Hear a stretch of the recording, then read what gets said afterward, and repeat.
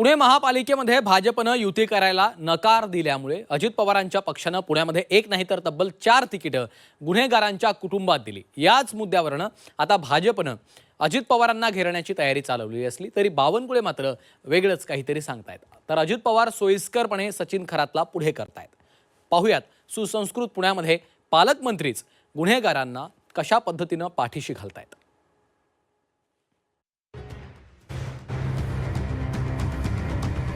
गुंडांच्या घरी उमेदवारींचं तोरण, हेच का राष्ट्रवादीच्या अजितदादांचं धोरण?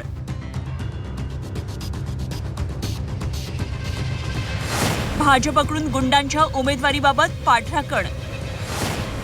महापालिका निवडणुकीत निष्ठावान कार्यकर्त्यांना उमेदवारीसाठी संघर्ष करावा लागत असताना कुख्यात गुंडांना आणि गुंडांच्या कुटुंबियांना उमेदवारी वाटण्याची जणू स्पर्धा सुरू झाली आहे। या स्पर्धेत सबसे तेज अजित दादा कुठे मागे राहतील?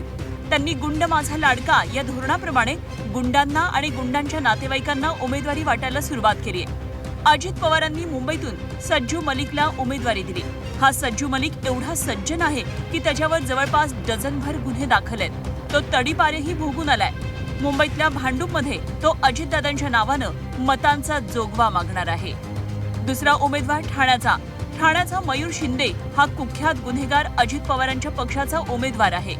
मयूर शिंदेवर 10 ते 12 गंभीर गुन्हे दाखल आहेत। अनेक प्रकरणात तो जामिनावर आहे। हा मयूर आधी शिवसेनेत होता, मग तो उमेदवारीसाठी भाजपत गेला। भाजपवाल्यानं त्याला पावन करून घेतलं, पण तिकीट काही दिलं नाही। मग हा गुंड मयूर शिंदे उठला आणि रातोरात अजित पवारांच्या राष्ट्रवादीत गेला। अजितदादांनी लगेच त्याच्या गळ्यात उमेदवारीची माळ घातली। हे कमी की काय?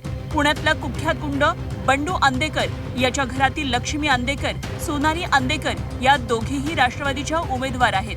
गुंड गजा मारण्याची बायको जयश्री मारणे ही सभ्य पुणेकरांकडे मतं मागणार आहे।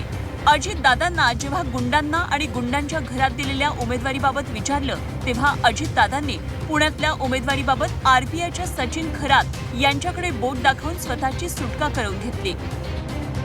कार्यकर्ते अक्षरशः रडत होते। तसं नाहीये। त्याबद्दल मी वेगळी पत्रकार परिषद घेऊन आमची आरपीआय सचिन खरात यांच्याबरोबर युती झालेली आहे। सचिन खरात आत्ता देखील माझ्याबरोबर होते आणि त्यांना पण तुम्ही विचारू शकता। त्यांनी त्याच्यामध्ये पण आमचं दोघांचं बोलणं झालं। अजित पवार जेव्हा सचिन खरात यांचं नाव सांगत होते तेव्हा पाठीमागे उभे असलेल्या सचिन खरात यांचा चेहरा पाहण्यासारखा झाला होता। कोणीतरी चक्रव्यूहात टाकून दिल्यासारखे भाव सचिन खरातांच्या चेहऱ्यावर होते। एरवी पुरोगामित्वाच्या गप्पा हाणणाऱ्या सचिन खरातांनी अजित पवारांशी चर्चा करतो असं सांगून तिथून काढता पाय घेतला। आदरणीय दादांबरोबर चर्चा झाल्यानंतर मी तुमच्याशी सविस्तर बोलतो। आता अजितदादांनी गुंडांना वाटलेल्या उमेदवारीचं भाजप समर्थन करणार नाही असं होणार नाही। त्यांच्या मदतीसाठी धावून आले चंद्रशेखर बावनकुळे तर गुंडांना संतच बोलायचे बाकी होते। त्यांनी भारतीय दंड संहितेचा नियमच वाचून दाखवला। गुन्हा सिद्ध होत नाही तोपर्यंत तो गुन्हेगार नाही। पण हे बोलताना ज्या गुंडांना उमेदवारी दिली त्यांच्यावर खुनाच्या प्रयत्नासारखे गंभीर गुन्हे दाखल आहेत हे सोयीस्करपणे विसरले। एखादा गुन्हा दाखल होणे, एखाद्यावर त्या ठिकाणी केस रजिस्टर होणे, पण नंतर मात्र कोर्टामध्ये ती बाब योग्य आहे की नाही किंवा तो गुन्हा सिद्ध ठरला का यावर मात्र जास्त भर जातो। साधारण आपण FIR मध्ये जरी नाव असलं तरी शेवटी गुन्हा अंतिम करण्याचं किंवा गुन्हेगारांना गुन्हा सिद्ध करण्याची जबाबदारी किंवा गुन्हा सिद्ध कोर्टात झाल्यावर मग मात्र आपण तशा उमेदवाराला तिकीट देत नाही। त्यामुळे आता FIR मध्ये नावं आहेत, काही उमेदवाराला तिकीट दिली आहे, सर्वच पक्षात दिली आहे। जेव्हा काही कोर्टाचा निकाल लागेल तेव्हा आपल्याला त्याच्यात अधिक भाष्य करता येईल। चंद्रशेखर बावनकुळेंनी केलेल्या पाठराखणीमुळे अजित पवारांच्या अंगात 100 हत्तींचं बळ आलं। त्यांनीही त्यांना गुन्हेगार म्हणू नका सांगून स्वतःवर दाखल झालेल्या सिंचन घोटाळ्यातील गुन्ह्यांचा दाखला दिला। एक प्रकारे त्यांनी स्वतःला गुन्हेगारांच्या पंक्तीतच बसवलं। उद्याच्याला गुन्हा कुणावर झाला तर गुन्हा सिद्ध व्हायच्या आधीच तो दोषी असतो का? असतो? तुम्हाला माहितीये माझ्यावर 70,000 कोटीचा भ्रष्टाचाराचा आरोप झाला ना? ज्यांनी केलं त्या सगळ्यांच्या बरोबर मी सरकारमध्ये आहे ना?